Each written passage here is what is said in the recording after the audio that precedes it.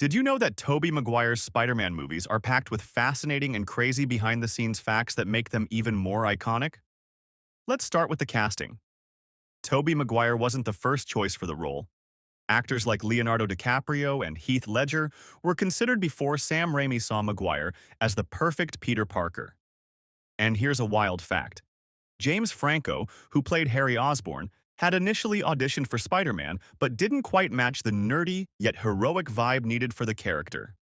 Moving on to the production, the famous upside-down kiss in the rain between Peter Parker and Mary Jane Watson was a nightmare to shoot.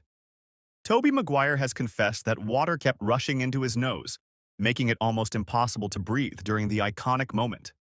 Speaking of physical challenges, Maguire underwent rigorous training to transform into the web-slinger, including gymnastics and martial arts, but his dedication wasn't always enough. For Spider-Man 2, Maguire suffered severe back pain, leading to speculation that he might be replaced by Jake Gyllenhaal.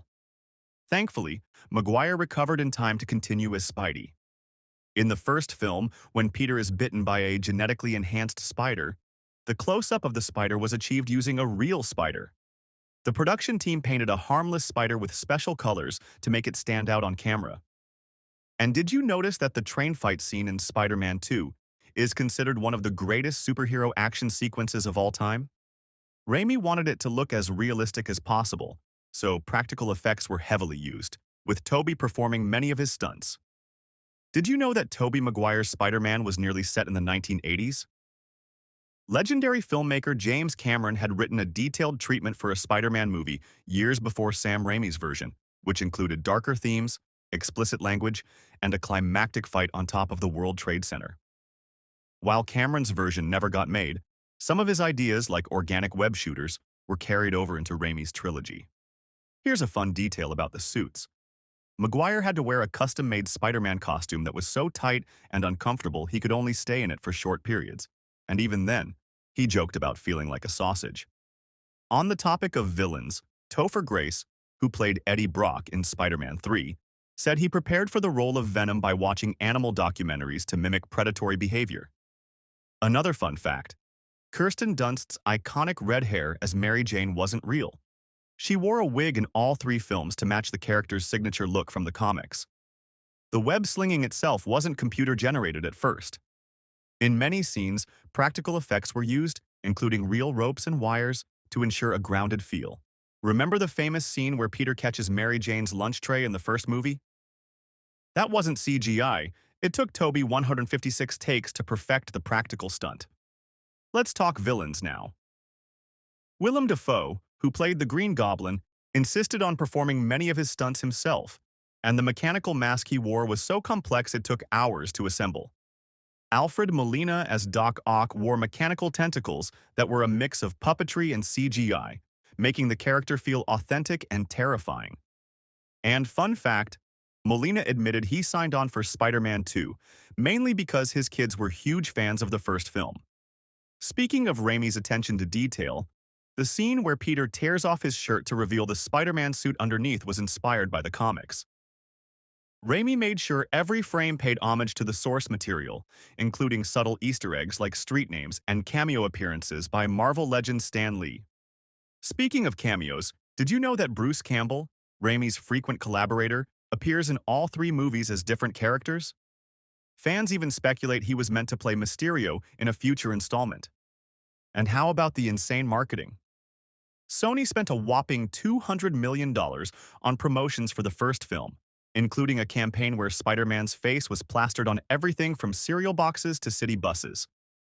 The trilogy also revolutionized the superhero genre, breaking box office records. Spider-Man was the first film to gross over $100 million in a single weekend, paving the way for the modern Marvel Cinematic Universe.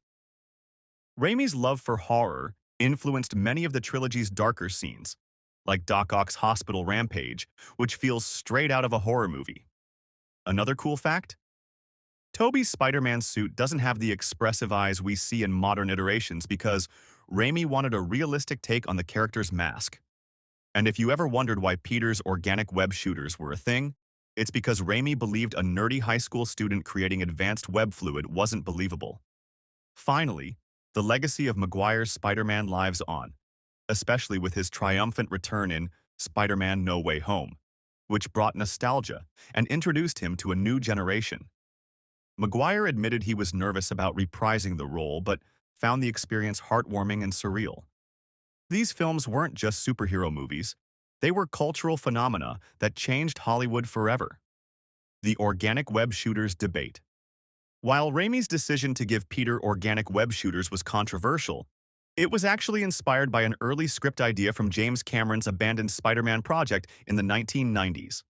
Did you know that during the production of the first Spider-Man film, 4 of Tobey Maguire's Spider-Man suits were stolen from the set? This led to an extensive 18-month investigation, eventually uncovering that a former Sony and Warner Brothers security guard, along with an accomplice, was responsible for the theft.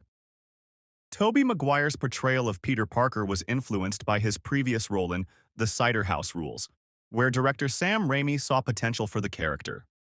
The trilogy's success had a significant impact on the film industry. Robert Downey Jr. cited seeing Tobey Maguire as Spider-Man as a pivotal moment that influenced his decision to accept the role of Iron Man, recognizing the potential and popularity of comic book-based films. And with that, we wrap up our dive into the crazy facts about Tobey Maguire's Spider-Man. Which fact surprised you the most? Let us know in the comments below, and don't forget to like, subscribe, and hit the bell for more amazing content here on Super Bits.